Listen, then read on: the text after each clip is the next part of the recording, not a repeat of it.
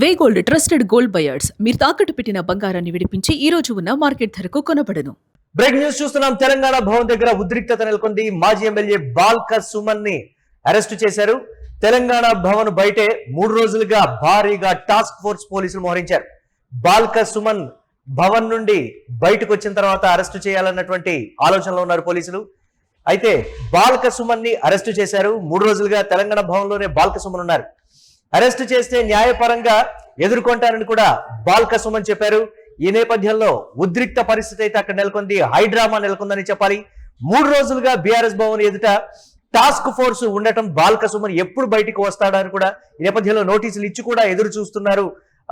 Task force పోలీసులు రాగానే కూడా అరెస్ట్ చేసినటువంటి పరిస్థితి ఉంది. దీనికి సంబంధించి మరిన్ని అప్డేట్స్ మా కరెస్పాండెంట్ సత్య అందిస్తారు. సత్య, అరెస్టు చేస్తే ప్రశ్నిస్తే అరెస్టు చేస్తారనేది ఒక మాట, ఎట్టి పరిస్థితుల్లోనూ నేను న్యాయపరంగా ఈ కేసుని ఎదుర్కొంటా అనేటువంటి మాట బీఆర్ఎస్ నేతలు కూడా భారీగా భవన్ దగ్గర మోహరించినటువంటి పరిస్థితి. అప్డేట్స్ ఏంటి ఓవరాల్ గా? ప్రధానంగా 3 రోజుల నుంచి కూడా ఆయన పైన ఏదైతే కొంత ప్రజలను రెచ్చగొట్టే విధంగా చేసినటువంటి కామెంట్స్ ను ఉద్దేశిస్తూ కూడా కేసు నాపల్లి స్టేషన్ లో కేసు నమోదైంది. దీనికి సంబంధించి 3 రోజుల నుంచి కూడా బాల్క సుమన్ ని అరెస్ట్ చేసి ప్రయత్నం చేస్తా ఉన్నారు.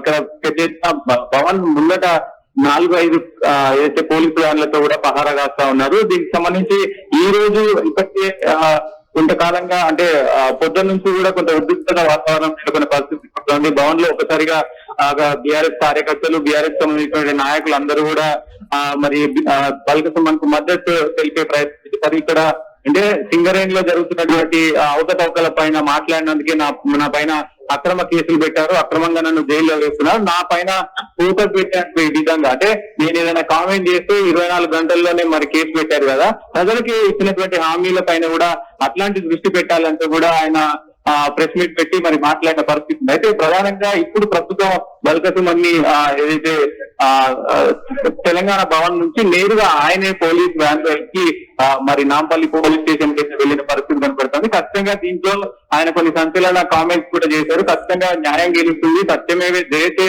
అనుకుంటూ కూడా మరి ప్రెస్ మీట్ పెట్టి ఆ వెళ్లే సమయంలో సత్యమేవే జయతే అంటూ కూడా ఆయన మరి ముందుకు వెళ్ళిన పరిస్థితి కనపడుతుంది. ఖచ్చితంగా దీనికి సంబంధించి కావాలనే ప్రభుత్వం కుట్ర చేస్తుంది. కుట్ర చేసి దాంట్లో భాగంగానే నా పైన కేసులు పెట్టింది, పీడీ యాక్ట్ కేసు పెట్టింది, రకరకాల ఈ సింగరేణికి సంబంధించినటువంటి వ్యవహారాల్లో ప్రతి ఒక్కటి కూడా అంటే 13 జిల్లాల్లో మరి ఈ సింగరేణి అనేది విస్తరించింది. ఆ జిల్లాల్లో కార్మికుల పైన, సమస్యల పైన నేను గట్టిగా మాట్లాడుతున్నాను. అక్కడ జరుగుతున్నటువంటి అవకతవకలను, అక్కడ జరుగుతున్నటువంటి ఏదైతే ఈ కుంభకోణాలు అన్ని బయటకు తీస్తున్నా కాబట్టి ఖచ్చితంగా నా మీద కావాలని కుట్ర చేస్తున్నారంటూ కూడా ఆయన వ్యాఖ్యానించారు.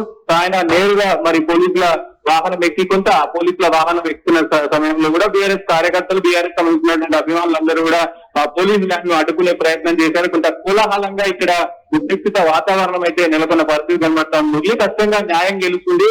సో నేను అంటే పోలీసుల తరఫు నుంచి కూడా ఖచ్చితంగా పోలీసులు కూడా మరి వాళ్ళకి సంబంధించినటువంటి అరెస్ట్ ముందు నెలకొన్నటువంటి హైడ్రామా, న్యాయవాదులు కూడా భారీగా అక్కడికి చేరుకోవడం, దీనికి సంబంధించి బీఆర్ఎస్ కు సంబంధించినటువంటి లీగల్ సెల్ న్యాయవాదులు కూడా అక్కడికి చేరుకోవడం, ఇమీడియట్ గా కూడా అక్కడంతా కూడా ఒక హైడ్రామా నెలకొన్నది కదా, దాన్ని ఏ విధంగా చూడొచ్చు? దానికి సంబంధించి న్యాయవాదులు ఏం చెప్తున్నారు? పర్టికులర్ గా మెన్షన్ చేసినటువంటి సెక్షన్లన్నీ కూడా కొంచెం కఠినతరం, క్లిష్టంగా ఉండేటువంటి పరిస్థితులు ఉన్నాయన్నమాట. దాన్ని ఎలా చూడాలి? అంటే ప్రధానంగా న్యాయవాదితో మనం మాట్లాడినప్పుడు వాళ్ళు ఏం చెప్తున్నారంటే ఖచ్చితంగా దీనికి సంబంధించినటువంటి కొత్త సమాచారం అనేది మనకి ఇవ్వట్లేదు. కేవలం విద్వేషాలను రెచ్చగొట్టే విధంగా చేసిన కామెంట్స్ పైన మరి దానిపైన క్లారిటీ కోసమే మేము పోలీస్ స్టేషన్ లో కేసులు పెట్టాము అంటూ కూడా మరి చెప్పిన పరిస్థితి కనబడుతుంది.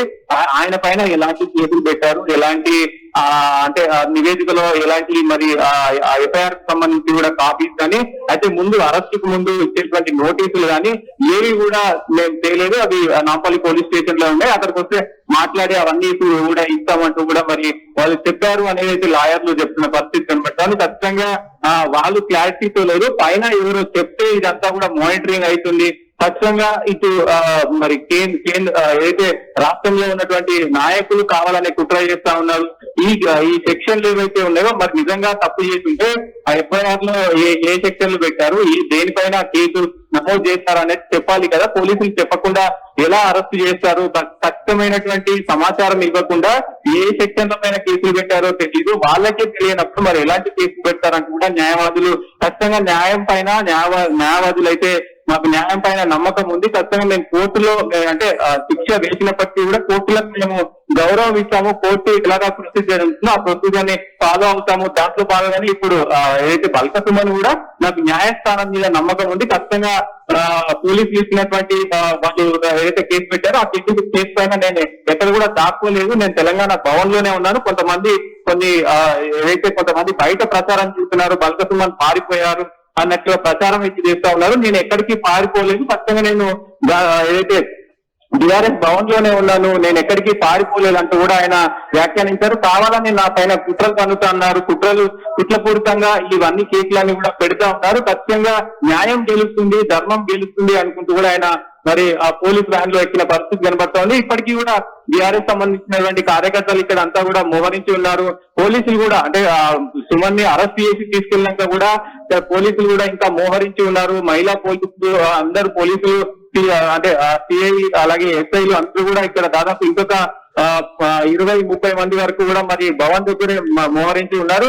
సో కొంత ఉద్రిక్త వాతావరణం అయితే ఉంది మురళీ ప్రజెంట్. ఎస్, ఇక తెలంగాణ భవన్ దగ్గర ఉద్రిక్త వాతావరణం నెలకొంది. దీనికి సంబంధించి మాజీ ఎమ్మెల్యే బాల్క సుమన్ అరెస్ట్ అయ్యారు.